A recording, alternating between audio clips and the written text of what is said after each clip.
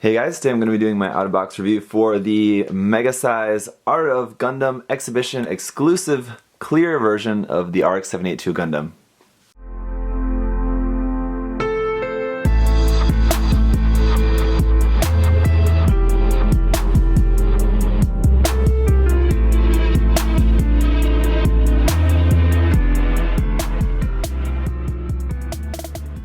So yeah, once again, thanks to my buddy Alex for loaning me this kit to build up and just share with you guys.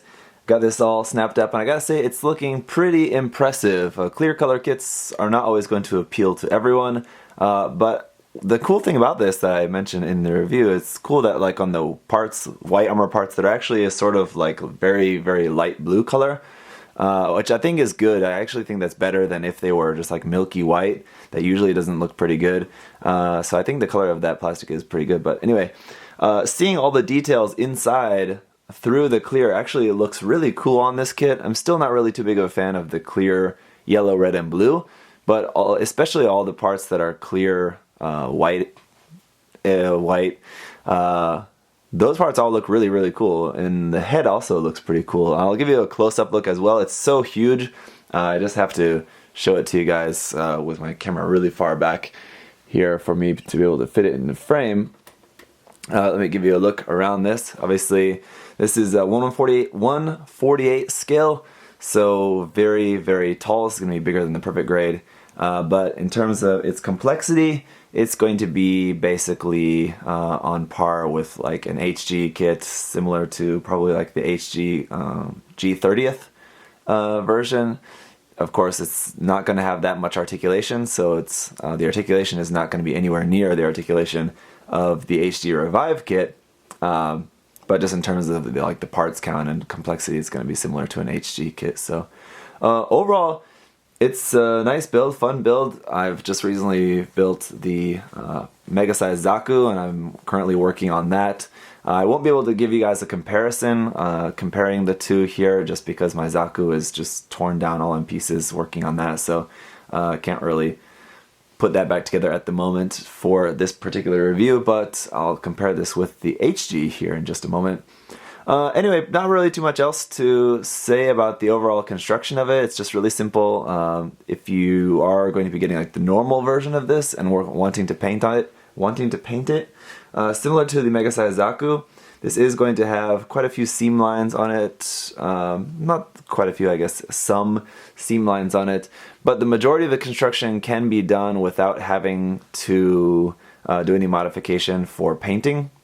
So like the way the joints and stuff fit in and the way the parts fit together, you won't have to do a lot of modifying to be able to take the joints in and out after you've removed the seam lines. So anyway, that's going to be kind of hard to see or hard to really show in this video because it's a clear version, but anyway, let's take a look closer up at this kit.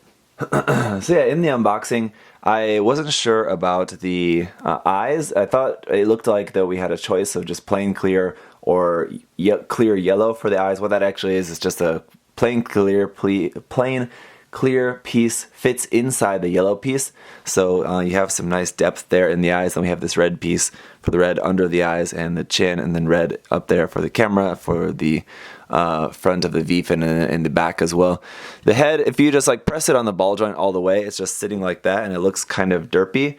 Not that derpy, but anyway, it looks much better, I think, if what you just do is just pull it up a little bit off the ball joint, just a little bit higher, and then you can set it down at that downward angle like that, and it's going to be looking it's going to get that meaner look to it. Here, I guess if I adjust my camera angle here, you can see that a bit better. So anyway, that's going to be looking a whole lot better, I think, compared to just straight on like that. So anyway, the articulation there in the head is going to be pretty good. Up only to about there, so really not up that high, but yeah, like I said, if you pull it up on the ball joint a little bit and then set it down, you can put it like that. We also have yellow for the Vulcans, which is a little bit strange.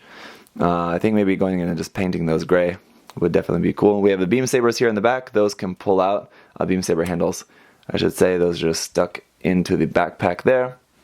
As far as the articulation of the shoulders will move forward a bit, you can see, but kind of as you're pulling them forward, you're basically just pulling it off of that peg, so just want to be careful with that. It's really only going to move forward about that much before you start pulling stuff away. The shoulder armor will move by itself, but there's not really anywhere for it to move. The arm will go up about perpendicular, 90 degrees. Get an elbow joint of, again, about 90 degrees there for the elbow, and the wrist is just on a ball joint there. It seems like quite far away, so you've got quite a lot of range of movement for that. On the back of the arm, we got the plug there for the shield. In the waist, there's just a little bit of rotation, and that's pretty much it. No side to side, no forward and back, nothing there. The front skirts will move individually. The side skirts move up and down as well. And then the back skirt is just fixed. That's just one piece there. The legs themselves will rotate like so. And then we can move those up. And the knee joint will give you about 90 degrees bend there in the knee. A lot more hollow space here, so it's not going to be looking quite as nice as like these parts like the upper arm and the thigh where we have more gray parts inside. But anyway, down here at the feet, this front ankle armor will move up and down, and then the foot can just move side to side, forward about to there, back to there. So overall, the articulation, yeah, like I said, is going to be pretty basic for this kit. Not really a whole lot there, but just enough to get some essential kind of basic poses. As far as the accessories, just a reminder that we do have some water slide decals that you get with this kit. I haven't used them on here at all, but we do have those if you so choose. We do also have our two clear pink beam saber effect parts. I'll show these actually in use on the kit in a moment. I think, like I said, I believe these are from the perfect grade, so the scale is not actually correct, but they seem pretty much fine. I think these work in terms of the scale. Then aside from the closed fist, which I have on the kit at the moment, we also get a set of weapon holding hands, trigger finger hands actually, one for the left and one for the right hand.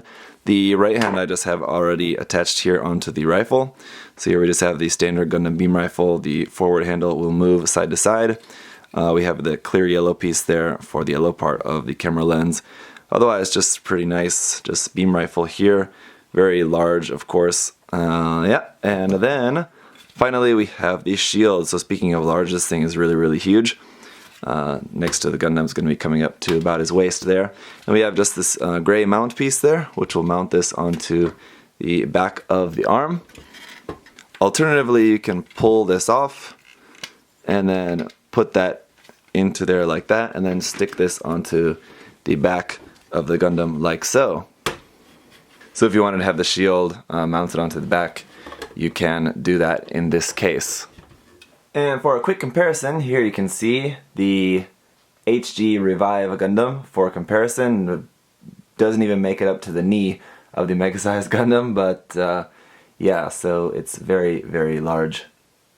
And just for demonstration's sake, I did want to do like a kind of the most dynamic pose that I could do here with one of the beam sabers. Its stance is too wide to fit onto my rotating base, so I can't actually rotate this pose around for you guys, but just wanted to pose that up. As you can see, like the one foot can't be flat on the ground, but you can get pretty dynamic with this thing, and with the kit being so huge, it's definitely going to be looking pretty impressive, even with the foot not looking right.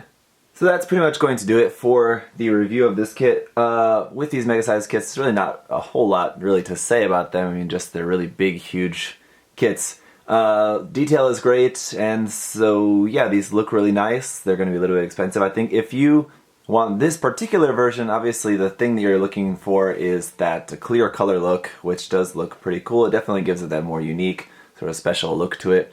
If you're wanting to get like just the regular mega size version, then yeah, again, what you're going to be looking for is just really huge, some really nice details on there, and really a lot of room to run. I mean, you've got a lot of opportunity there to do a lot of customizing. In this really huge scale, there's so much that you can do in terms of like adding extra details and stuff to it. So I am finding that out while working on my mega size Zaku, but the same thing applies for this one. If there's anything that I wish this kit, not this particular exclusive version in general, but just the Mega Size RX-78-2, if there's something that I wish it did come with, though, is the bazooka. I don't think there's been any version of that kit that has been released that did have a mega-sized bazooka. I could be wrong about that, but as far as I know, that's never been made. You can see like on the back skirt piece is not even made to fold down. Like with the Zaku, you have a piece that you kind of swap out to be able to mount the bazooka onto the back skirt. This one, it could have done that, just making that back skirt piece a little bit different, adding a couple more parts there. And then having a bazooka would be pretty cool. Maybe someday in the future there'll be some other special version that will include that. A 1/48 scale Gundam hammer I'm kind of good on that. I don't really wish that this kit came with that. The only other thing though I wish it did come with was maybe a set of open hands. That would be pretty cool. At least to be able to do some more dynamic posing, or just have it just kind of posing there, just standing with the hands open, though I think would look pretty nice. Obviously, getting any like extra third-party hands in 1/48 scale is just not really going to happen. You'd have to like just custom make them or something, which in that large scale would be easier than making some really tiny ones. But anyway, that's pretty much it, guys. Thank you so much for watching. If you have any other questions or comments, you can leave those down below. If you're going to ask me where you can buy this kit, I'm sorry, I don't know. I don't even know where Alex got this kit. I think he got it through someone here in Korea.